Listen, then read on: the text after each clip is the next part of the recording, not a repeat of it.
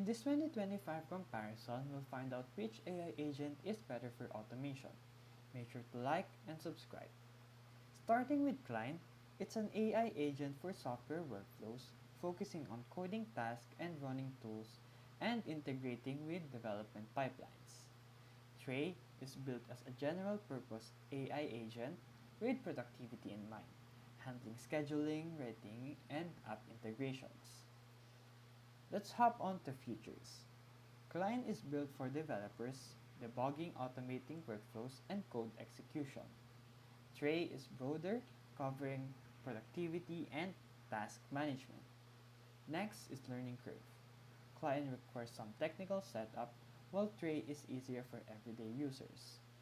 When it comes to customization, Cline is highly customizable for dev workflows, and Trae connects with productivity apps out of the box. For the audience, Cline is a software, engineer, and power user. Trae fits into professionals and creators who need an AI assistant. For its value, both are affordable, but Cline leans on developer use cases while Trae offers broader appeal. The verdict? Pick Cline if you're a developer who wants AI to automate coding. Go with Trae if you need AI agent to boost everyday productivity. Now, you can decide whether Cline or Trae is the agent for you. If this video helped you, feel free to like and subscribe for more videos. Thank you for watching.